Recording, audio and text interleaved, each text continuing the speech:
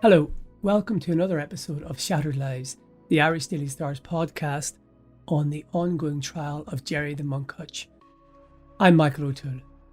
We're coming to the end of the trial, but the final phase is anything but boring, and today we have had several major developments. But before we get to that, here are the usual terms and conditions. Mr. Hutch is on trial at the Non-Jury Special Criminal Court in central Dublin. He is charged with the murder of David Byrne at the Regency Airport Hotel in north central Dublin on February the 5th, 2006. That's a charge he denies. Two men are on trial alongside him. Jason Bonney and Paul Murphy are not charged with murder.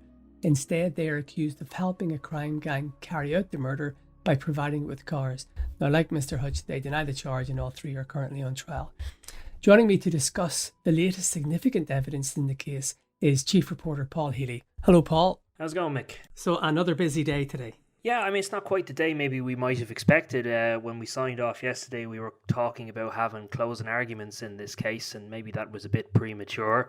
Of course, it's naive of me to not necessarily realise that the defence may well call witnesses and that could go into the afternoon. That's what happened today. We talked about the possibility of Jason Bonney having an alibi witness that had been raised, and that is what we spent primarily most of the day on today, was Jason Bonney's defence. But it was a fascinating day. It wasn't the day I expected, but it was a fascinating day to say the least. But before we go into the actual, that we probably need to talk about the ANPR. Now, we did mention that yesterday, the automatic number plate recognition.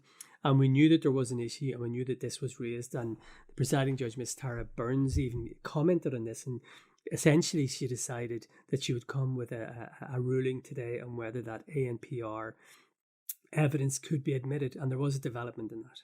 Yeah, well, I mean, Miss Justice Tara Burns has come back with a decision ruling this evidence inadmissible. She ultimately sided with the argument made by Bernard Condon that effectively this evidence had not been proven, and so it's a relatively minor thing in terms of the entire case, but it's a portion of evidence now that will not be considered by the judges in their final determination. So that relates to number plate recognition in relation to Jason Bonney and Paul Murphy at a specific date and time.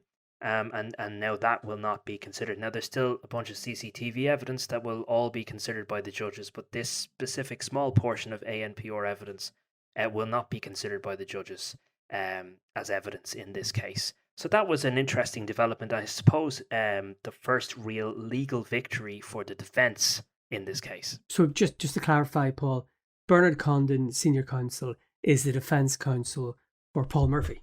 Yes, he's the defence counsel for Paul Murphy, and then the John Fitzgerald senior counsel is defending Jason Bonney.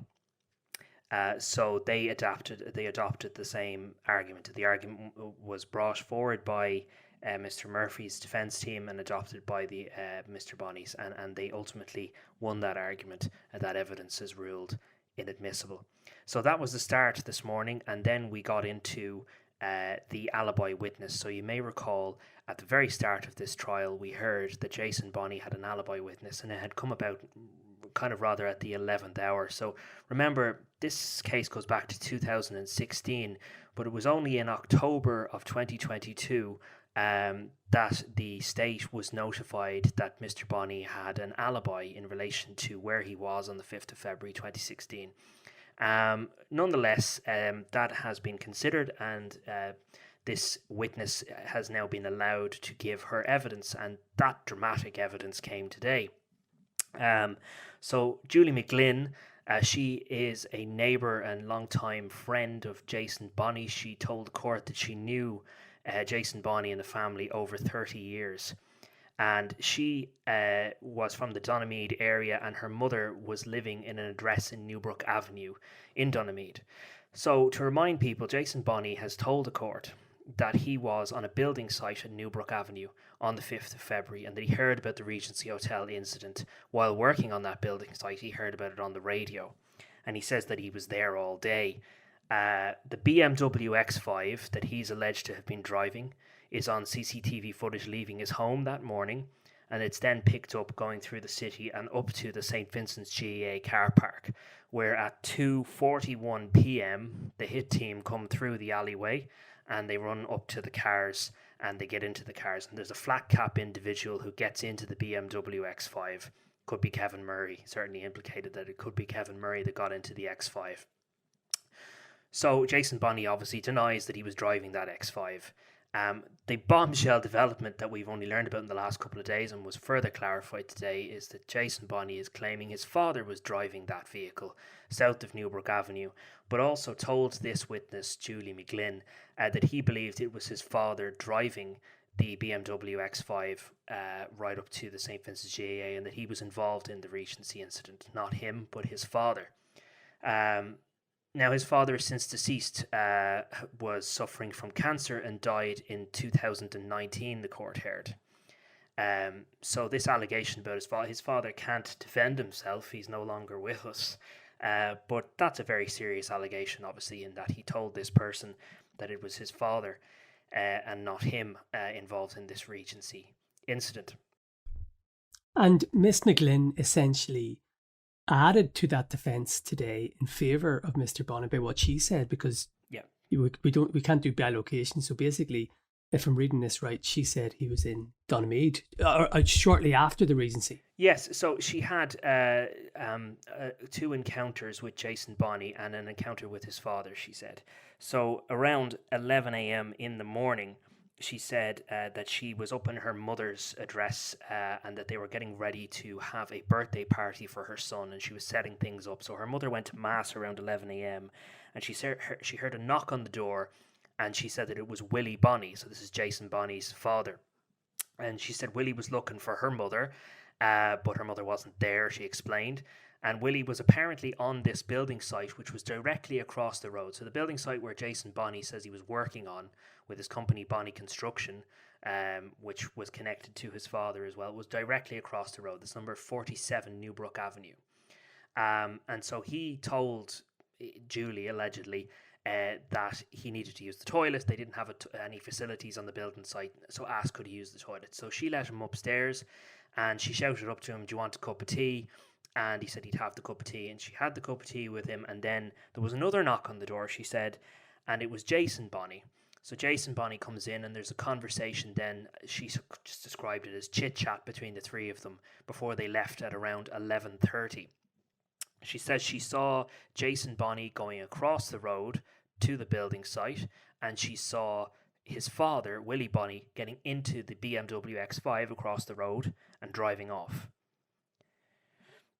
So she was somewhat challenged about this later on by prosecuting counsel Sean Gallan. He really grilled her on this in terms of, did you know how he got there? Because you saw him leaving in this BMW X5. And he had told her before Jason showed up that he was waiting on Jason to get to come back in the Jeep and to take the Jeep off him. So she was quizzed on, well, how did you know? How did he get there? She didn't know how he got there. Her only recollection is that Jason Bonney's father told her he was waiting on Jason to come back with the BMW and he was going to make off with this.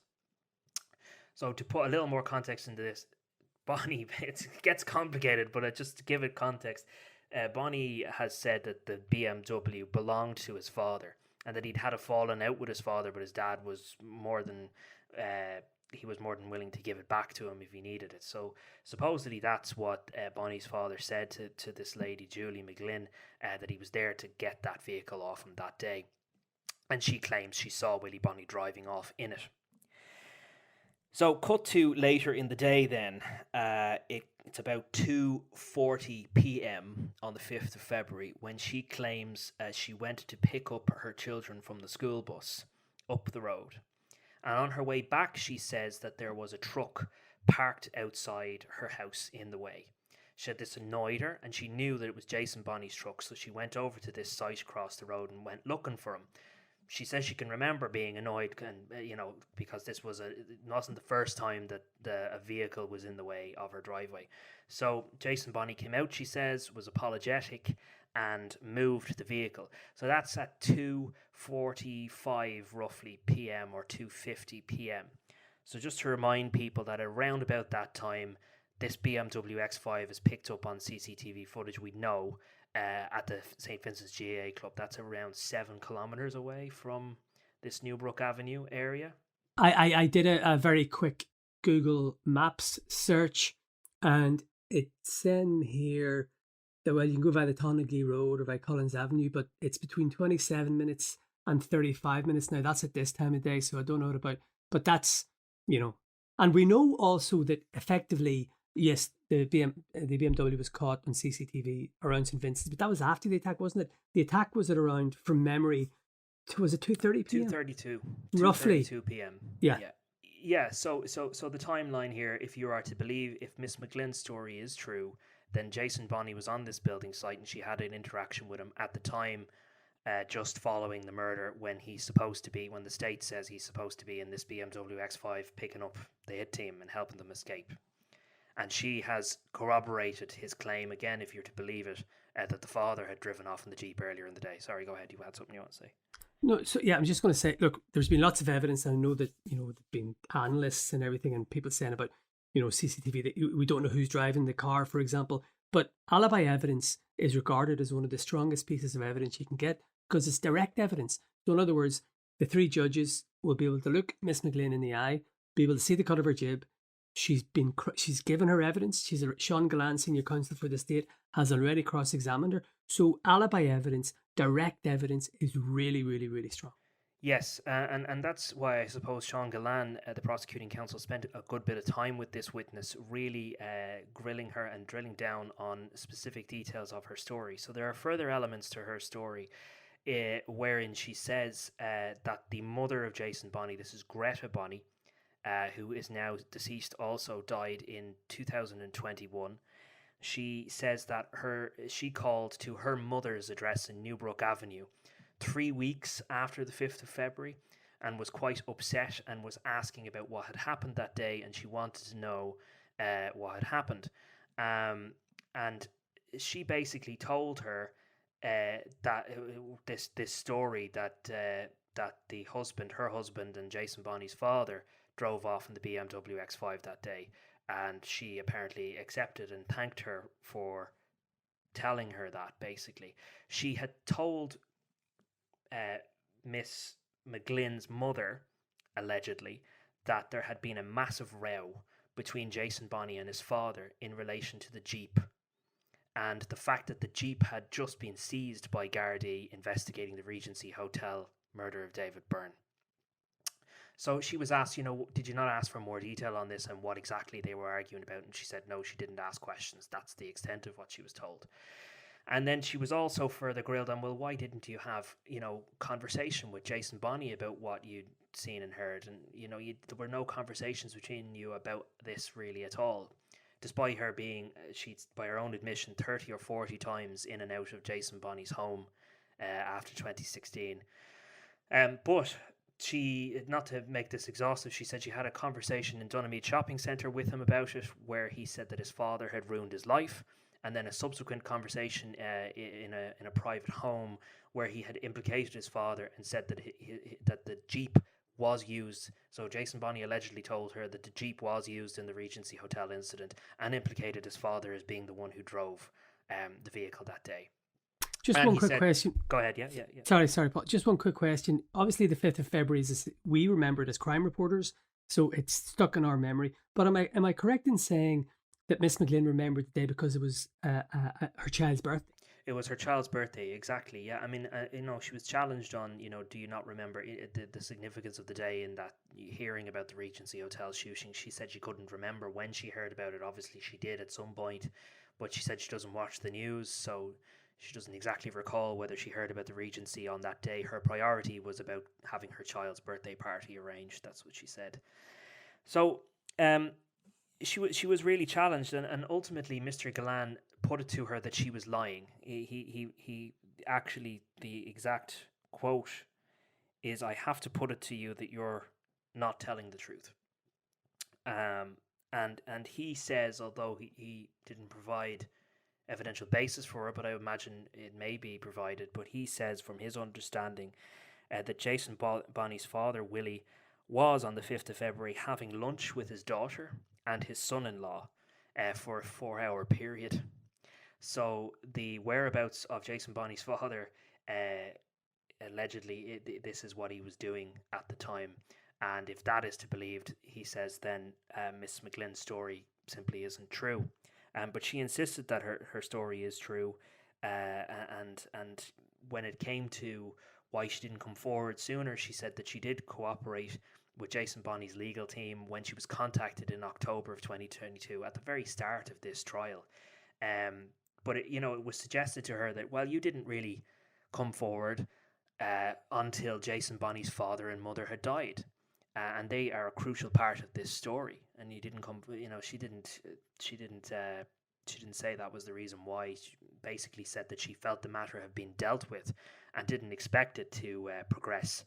And again, she was challenged on that because she would have known in April 2021 that her friend Jason Bonney had just been charged. Yet she still didn't come forward until October of that year. Now, Paul, may I ask? I just want to ask you, Paul, just from the outside perspective, and I don't want, we won't talk about. It's not for us to speak on Miss McGlynn's credibility, but just what's your observation? How did she stand up on the stand? Was she confident? What was her demeanor? Yeah, she was very confident, and I'm gonna say it, but it's up to the judges to decide whether her evidence is believable, and it's her word ultimately. That is it. It is her word. But and she was challenged quite a bit on her word. But she was very confident and had answers to every question. I wouldn't describe her as a nervous witness, no. So, moving on from that, really what I thought was the bombshell of the day was the second witness, and that is something that caused a huge, I suppose, controversy in the room, because effectively it turned out that this witness, the prosecution had not been notified of the content of what he was going to say, and that created a huge issue that has ultimately meant that this afternoon things were kind of cut short, and prosecuting counsel Sean Gillan needed time to consider what this witness said on the stand. But we did get to hear his story, and I'm just going to get it's Peter Tyrrell. So Peter Tyrrell was called to the stand, and we heard that he was involved in a leisure centre in a boxing club that was being run by Jason Bonney and his father in Donaghmede. And what is interesting about this is that he said that he wasn't getting on with Jason Bonney and his father at the time in 2016, and that there had been a civil case, a high court case that he had against them in relation to the ownership of this boxing club. So these were not individuals that he was getting along with, although he knew them well because he had been involved in this leisure incident. This leisure centre, this boxing club with them. But what's interesting about his evidence is that earlier in the trial, his wife gave evidence about CCTV that was obtained by Gardaí from their house in Gracefield Road. And what this CCTV shows is the BMW X5 passing by their house at around 2:40 p.m. On the 5th of February, when the husband's car is pulling into the driveway, and you can see the BMW passing by. And the bombshell evidence today was that Mr. Tyrrell says that he recognised that Jeep, and he can remember going around the Artane roundabout just before this footage is captured, and this Jeep driving fast right up behind him. And he recognised the Jeep, and he recognised the person driving the Jeep as being Jason Bonney's father, Willie Bonney, who he knew well. And just for context, that's after the shooting at the Regency. So that's basically the getaway journey. Yes, allegedly. Yes. So, I mean, that's a huge allegation, and as I say, this seemed to catch the prosecution by surprise today. They were not aware of the content of what this witness was going to say, and asked him to leave the room. Took some time to consider it, and when the judges came back, Mr. Gillan said that he still wouldn't have been in a position to deal with it, and asked essentially for the evening and to deal with this tomorrow. Hopefully it will be dealt with. Miss Justice Tara Burns did speak to John Fitzgerald, senior counsel defending Bonney, effectively telling him that he should have notified the court of this in advance. So it's unclear really where that's going to go. Look, this witness has now been heard, so it's interesting to see what way will the prosecution consider that. But what's interesting about this witness is that he states that he didn't have any relationship or any goodwill with Mr. Bonney or his father at that point in time. Yet he says that he recognised Jason Bonney's father driving the Jeep on the day, on the 5th of February, at a very crucial time. So yeah, that's very interesting to see where that's going to go, and that's where we left it today. But that was bombshell evidence for sure, and not something that anybody expected to hear. Extremely significant. Just one other small thing, Paul. I understand it emerged that Mr. Hutch is not going to give evidence in his defence. Yeah, sorry, that emerged early. Not that this is unexpected news. Yes, that Gerry Hutch is not going to take the stand, and that his defence counsel, Brendan Grehan, doesn't intend on calling any witnesses in the case. So we have the alibi witness in relation to Jason Bonney, and then in relation to Paul Murphy, I don't believe there are any witnesses. So I know we flagged that there were supposed to be closing speeches today. That now will probably happen tomorrow, save another bombshell. So a couple of things were flagged in relation to that. Brendan Grehan, senior counsel for Mr. Hutch, said that he had intended to have his speech finished by Thursday, but he now has another matter before the Supreme Court. So he has indicated that maybe to deal with that, he might go last. So he might do his speech on Friday, and somebody else will do their speech on Thursday. But we're going to see where we are. So what's most likely to happen is obviously the prosecuting counsel, Fiona Murphy, will give her speech, and then it's a toss up as to who goes next in terms of the defence. So it just by the sounds of things, I mean, I know we spoke about this yesterday. It depends how long each senior counsel, but there are effectively 4 senior counsel, aren't there? 3 defence, 1 prosecution, who will be given speeches, the closing speeches. So you're talking 4 closing speeches today. Today's Tuesday. Could be maybe Monday. But anyway, look, we're very near to the end, but it is interesting. And look, I've covered lots and lots of murder trials, and lots of other serious trials, and it's very rare for the defendant to give evidence on their own behalf. That I think the defendant usually takes advice or from the defense. So it's not uncommon for a defendant to take the stand. For not to take the stand, in other words, more often than not, they don't take the stand. Okay, that was a day and a half. Yeah, I mean, as I said, not the day we expected, but there was a lot in that in terms of Jason Bonney's defence, and a huge amount for the prosecution and the state to consider. It'll be interesting to see what position Mr. Galland takes in the morning in relation to that evidence. Very good. Okay, I think that's us. Does Ciaran Bradley want to come in? Do you want to ask some questions this evening, Ciaran? As if by audio magic, yes, I will pop in. Hello, lads. Hi, Ciaran. So I have a few for you. Lovely to hear your dulcet tones conversing again. All right, so the first one we have, and it's probably the timeliest question.